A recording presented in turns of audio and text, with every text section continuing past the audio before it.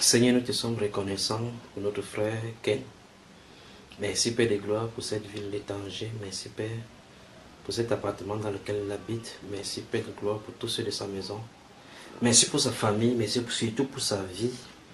Merci Dieu de gloire pour ce que tu as décidé de faire dans sa vie. Merci pour sa transformation et pour son témoignage. Car tu as toujours veillé sur lui. Au nom de Jésus-Christ, je te recommande cet homme entre tes mains. Je prie Père de gloire que tu le sanctifies encore davantage et que tu le tiens par la main afin qu'il marche dans tes voies dès maintenant et à jamais. Je prie Dieu de gloire qu'il ne lâche point la main que tu lui as tendue et dont il a saisi. Je prie que tu le guides, que tu veilles sur lui, tu le protèges, tu le diriges vers ta voie au nom de Jésus. Protège-le et veille sur son âme, veille sur son cœur, veille sur ses pensées, veille sur ses études, afin qu'au sortir de ce pays-ci, qu'il rentre brillamment dans son pays pour honorer ses parents avec le diplôme que tu lui as accordé. Au nom du Seigneur Jésus-Christ, ouvre-lui l'intelligence et donne-lui la connaissance, au Dieu de gloire, non seulement de ta personne, mais aussi de ces choses qu'il apprend. Préserve-le du péché, Seigneur, et guide-le vers toi au nom de Jésus-Christ. Amen. Bonsoir. Nous sommes à Tanger. Et ici, tu veux donner un témoignage qui va permettre de comprendre aux gens, de faire comprendre aux gens que même quand on est petit, quand on ne connaît même pas Dieu, Dieu nous connaît. Et quand on est de ses enfants, il veille toujours sur nous. Explique-nous depuis l'enfance. Tu as toujours senti la main de Dieu, n'est-ce pas? Parle-nous. Quand tu étais petit, comment ça s'est passé? Comment tu as su que Dieu t'appelait? Dieu avait le regard sur toi. Quelles sont les choses que tu as vécues? Bon, j'ai vécu des grandes choses. J'ai passé pas mal des étapes, beaucoup d'étapes pour arriver là où je suis. Dieu m'a vraiment épargné de beaucoup de choses. J'avais une maladie qu'on appelle l'asthme. Et j'ai essayé de toute façon comment m'en débarrasser. J'ai fait tout ce que je pouvais faire. J'ai compris qu'à la fin, ce n'est que Dieu qui peut aider, qui peut nous guérir de tout ça. Et Dieu m'avait fait grâce et aujourd'hui, cette maladie n'est plus en moi. Et bon, selon les dires des gens, que c'est une maladie incurable, que ça se soigne jamais. Maintenant, ça a disparu. Chez moi, au moins, ça a disparu. Et c'est pour cela je le bénis une fois son nom. Et, ça, c'est quand tu étais à la RDC? Non. C'est au Congo, au Brazza? Oui, au Congo, Brazza. Ok. Et quand tu étais plus jeune, quoi? Oui, quand j'étais plus jeune. Et là, tu faisais même les courses? Oui, je faisais même des courses. J'ai gagné même d'autres personnes en course et j'étais parmi les meilleurs élèves de course quand on faisait l'examen de pratique. J'étais parmi des bons élèves en gymnastique aussi et tout. Au lycée? Au lycée. Donc, jusqu'à présent, je fais toujours le sport. Et il n'y a pas de problème. Rien ne m'empêche. J'ai fait 2 fois la crise d'asthme. La dernière fois que je l'ai fait, c'était en 2008. Et ça, c'est au pays encore? C'est au pays, oui. Je l'ai fait en 2002. Là, j'étais très petit. C'était à la maison. Et puis, c'est en 2008 que je me souviens vraiment parce que j'étais devenu un peu grand. Dieu m'a vraiment fait grâce. J'étais à l'hôpital. On était à 3. 3 dans l'hôpital. J'ai fait 3 jours. Le premier jour, celui qui était au premier lit est décédé. Le deuxième jour, il y a l'autre qui est décédé. Et le troisième jour, mon père m'a fait sortir de l'hôpital. Donc ton père croyait que tu devais mourir, que ça risque de te prendre. Il m'a dit, on rentre. Et j'ai commencé à suivre mes traitements à la maison. Il y avait un docteur qui venait maintenant pour me suivre. Et c'est un peu ça mon témoignage sur ce qui compte sur la maladie. Hormis ça, j'ai encore vécu d'autres étapes, c'est-à-dire il y avait le drame de 4 mars qui s'est passé le 4 mars 2012. Il faut rappeler à ceux qui nous écoutent que le 4 mars 2012, il y a eu une explosion vraiment historique à Brazzaville qui a fait des milliers de morts à Brazzaville, au Congo. Dans un camp militaire de le régiment blindé qui a eu l'explosion. Le régiment blindé qui avait eu feu, c'est-à-dire un camp militaire là où on garde des armes et tout de combat. Ça se trouvait au milieu de la ville, dans un quartier qu'on appelle Pila. Et ce jour-là, c'était un dimanche, j'avais TD de physique. Oui, donc travaux dirigés. Dirigés. Donc votre école était à proximité. Voilà, mon école était à proximité, juste en face du régiment, au lycée de la Révolution. Oui.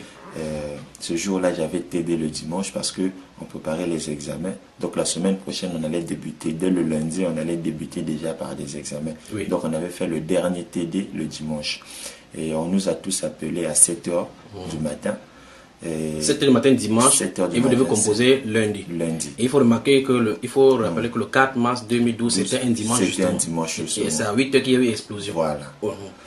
Donc on est arrivé à 7h à l'école comme prévu pour faire le TD. Et à 8h maintenant, c'est le début des explosions. Donc là où on s'asseyait, en fait, dans notre rangée, on s'assoit, il y a 4 rangées dans la salle. Oui. Il y a 4 rangées. Moi, je m'asseyais au premier banc de droite, donc à l'entrée. À l'entrée directement. Donc après la porte, après la première rangée. On a souvent l'habitude de s'asseoir à 3 lorsqu'on fait des TD, parce qu'il y a beaucoup d'élèves, donc on doit s'asseoir à 3 quand il y a des TD. Et ce jour-là, j'étais arrivé en deuxième position. La première personne était assise, je suis arrivé en deuxième position, je suis assis au coin, et il y a un ami qui est arrivé, dans le troisième de notre banc, il est arrivé, il m'a dit de pousser pour que je sois au milieu. Lui qui puisse s'asseoir. Comme moi j'ai essayé, j'ai hésité, j'ai dit non, si tu viens d'arriver, toi passe au milieu, parce que moi je n'aime pas trop être au milieu. Parce que dans le milieu ça sert. Ouais, ça sert.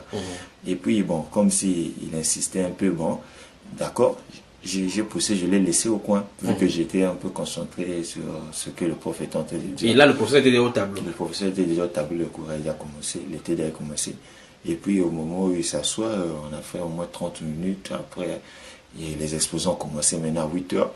Et il y a un éclat qui a quitté, je sais pas, du néant, qui est entré directement dans la salle, là où je me trouvais. Donc là où la personne est venue me remplacer. Aussi, l'éclat est passé là, et l'éclat ça a fendu sa tête. A fondu sa tête, et l'éclat continuait jusque derrière, à couper d'autres personnes des bras et tout. Et donc tous ceux qui étaient sur la lignée là, ça les a raclés. Voilà, ouais. Donc l'éclat est passé là et ça raclait tout jusqu'à derrière. Et il y avait des cris partout. Il y avait des cris partout, tout le monde pleurait, on était paniqués, on cherchait tous à sortir de la salle parce qu'on ne savait pas ce qui se passait. C'était un truc inhabituel, on n'est jamais habitué à voir des trucs comme ça. Et tout ce que nous voyons souvent dans les films, donc c'est ce qu'on est en train de voir en réalité. Et on est sorti et il faisait, c'est-à-dire il y avait trop de fumée, on n'arrivait même pas à bien voir, à distinguer les endroits. Et les 2 personnes commençaient déjà à fuir, donc on voit il y a beaucoup de cadavres à terre. Donc c'était un phénomène très bizarre. Et il y avait même un obus qui n'avait pas encore explosé, qui était juste devant moi. Et par curiosité, on cherchait à savoir ce que c'était. Parce que donc c'est venu plonger là-bas comme si c'était envoyé par l'avion. Voilà, plongé à terre. C'est envoyé par l'avion. Parce qu'on ne savait pas ce que c'était. Donc c'est juste descendu là. On ne sait pas ce que c'est, si c'est un avion qui a fait crash. On ne savait absolument rien. Et notre professeur de physique, lorsqu'il a vu, il a dit que non, ça c'est un obus. Tout fouillé, ça n'a pas encore explosé. Libéré. On commençait tous à fuir. Donc on cherchait à s'en débarrasser, à fuir en fait. Maintenant, la sortie était très petite. Nous tous dans la barrière du lycée, pour sortir du collège là. Le portail, c'était très, très petit, on ne pouvait pas tous sortir là parce que tout le monde se précipitait à sortir. Et il y a d'autres personnes qui commençaient déjà à sauter les murs. Donc on était obligé en tant qu'homme de franchir seulement la barrière, de sauter le mur pour essayer un peu de gagner le temps. Et juste au moment où on cherche on est monté, je monte sur le mur. Je suis au moment où tu montes le mur, beaucoup de personnes montent aussi sur le mur. Beaucoup de gens montent. Il y a ceux qui venaient aussi pour monter. Il y a ceux qui sont déjà montés, ils sont descendus. Mais juste au moment où moi je monte, et quand je descends, il y a eu deuxième coup d'explosion. L'obus qui était là au sol a explosé. Donc le mur est tombé. Juste au moment où moi je descends, le mur tombe après moi. Juste après toi, derrière ton pied. Derrière mon pied. Ça a aplati certaines personnes, ceux qui se souvenaient après. Et puis, comme si je savais plus au fait, donc j'ai perdu un peu connaissance, je commençais à fuir bêtement. J'étais avec mon ami, un ami à moi, je l'ai tenu par ma main droite, on était en train de fuir en cours ensemble et on n'a pas compris subitement, il y a eu encore une explosion. En ce moment-là, il y a un éclat qui est passé juste au niveau de son ventre. Alors que vous en êtes de courir? On est en train de courir. Oui. Donc l'éclat a suivi et a coupé son ventre en deux, a divisé. Donc c'est un phénomène trop bizarre. Donc l'éclat a coupé son ventre. De son dos par derrière, en passant par son ventre. Les intestins sont sortis. Les intestins sont sortis. Donc ton ami que tu aimais. Donc il m'a même dit, ne me laisse pas, un truc comme ça. Donc je ne comprenais pas au fait, au moment où je cherche. En fait tu ne savais pas que c'était réel ce que tu vivais. Oui, donc en fait ça m'avait dépassé. J'étais traumatisé. J'étais traumatisé. Au moment où je cherche à le tirer, il y a une personne qui m'a dit non, laisse-le, il est déjà mort, cherche à fuir, sinon tu mourras comme lui. Et je l'ai regardé comme ça, les yeux étaient déjà fermés et tout. On m'a dit qu'il était décédé, j'étais obligé de laisser, de relâcher et de continuer ma route. Et j'ai fui. Je suis arrivé jusqu'à la maison, mais mes parents, c'est ma première fois aussi de voir mon père pleurer comme ça devant moi. Lorsqu'il m'a vu venir sain et sauf, sans problème, sans égratignure, il m'a appelé, il m'a remis encore. Parce que tout le monde, en ce moment-là, les gens commençaient à s'en débarrasser. Parce que j'habitais dans le même quartier aussi. Et ça a explosé, ça a marqué vraiment tout le quartier. Tout le quartier. J'habitais dans le même quartier parce que j'étais à Wenze. Wenze et Mpila, c'est pas trop loin. C'est juste le même quartier. Mais non, au moment où j'arrive à la maison, les gens commençaient déjà à libérer le lieu parce que les éclats partaient jusqu'à Wenze partout. Donc les gens commençaient à libérer le lieu. Mon père a dit que non, moi je ne vais pas quitter ici tant que je n'ai pas vu mon fils. Et évidemment, il m'avait vu. Et il était vraiment heureux. On est entré dans la maison. Au moment où les autres sont en train de fuir, il m'a appelé pour qu'on entre dans la maison et prier. Il a dit que non, si tu allais mourir, tu allais mourir depuis là-bas. Vu que tu es arrivé jusqu'ici, donc l'Éternel t'a gardé pour être là. Et ça m'avait vraiment marqué. On a prié et puis ensuite on a fui. Et puis c'était un peu ça. Entre-temps, les cadavres étaient partout. Oui, les cadavres étaient partout. Les camarades de classe étaient morts. Ils étaient morts, ouais. Dans le poste, il y avait des morts dans toutes les ruelles. Partout où on passait, il y avait au moins des cadavres. Les pieds des gens coupés. Les pieds des gens, c'était vraiment des cadavres, quoi. Il y a d'autres qui ont des coups coupés, donc beaucoup de choses. Il y avait même vu encore là d'une dame qui avait perdu sa tête avec un enfant d'eau. Un enfant d'eau qui pleurait, ouais, un bébé. Un bébé là qui pleurait, mais la maman n'a plus de tête. Donc c'était des trucs un peu comme ça. Et vous passez comme ça, vous voyez le corps, vous fuyez. Oui, chacun fuyait parce que l'odeur était toxique. Au moment où tu restes là, donc, mais il y avait une personne qui était derrière moi. Il était un peu plus âgé que moi. Il avait pris le bébé, mais je ne le connais pas. Parce que quand la maman, la tête était coupée, il est venu, il a juste retiré le bébé comme ça, il a fui. Et c'était un peu ça, l'histoire. Ouais. Donc il y avait, mais surtout des militaires, il y avait eu beaucoup de militaires morts.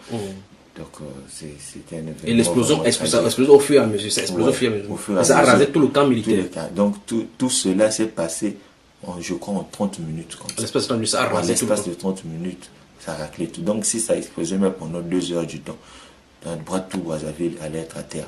Puisqu'il y avait des débris qui sont allés même traverser même le fleuve pour toucher l'autre à Kinshasa. Oui. Il y a d'autres éclats qui sont tombés même en RDC.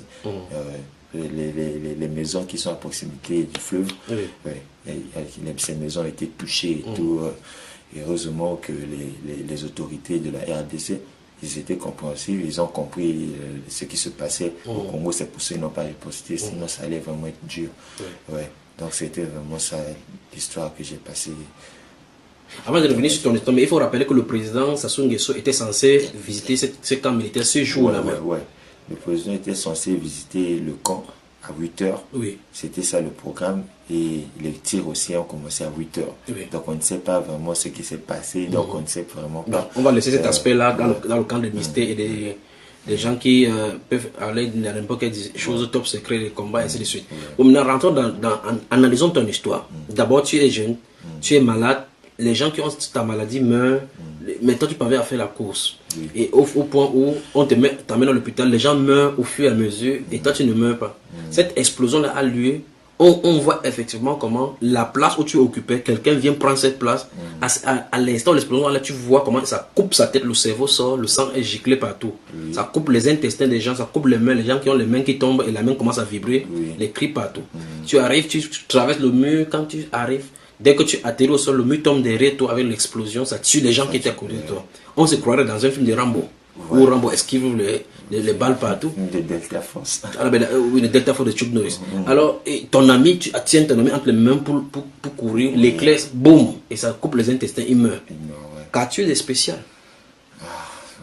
Je ne sais pas quoi dire, vraiment. Dieu m'a épargné de tout ça.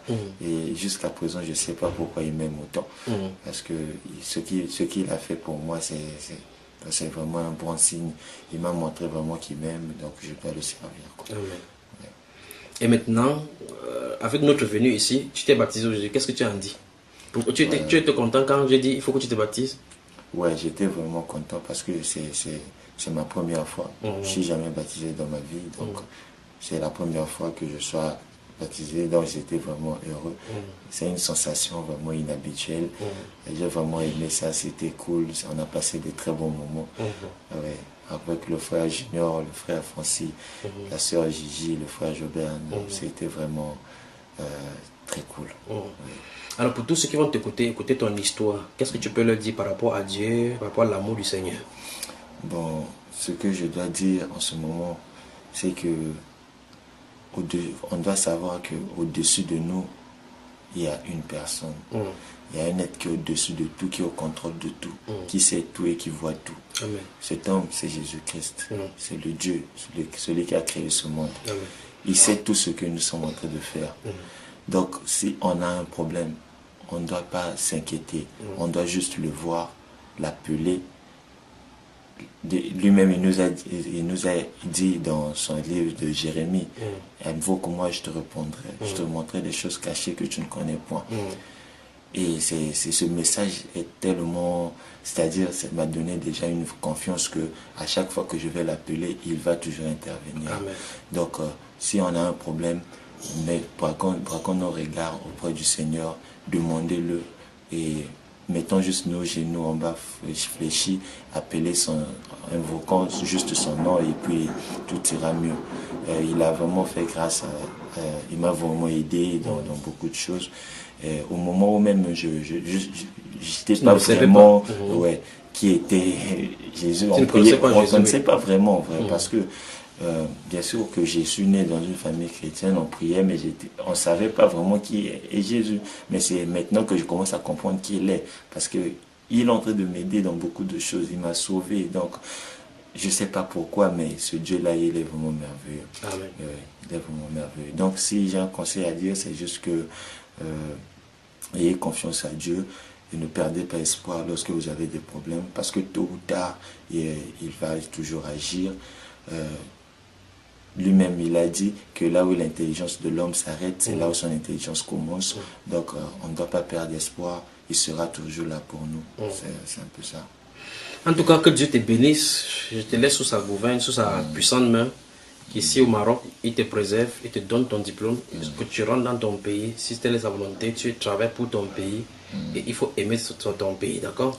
Et bien plus de ça, aie les regards fixés sur le Seigneur Jésus-Christ. Que Dieu te bénisse. Amen. Merci. Que Dieu te bénisse. Que Dieu te bénisse. Amen.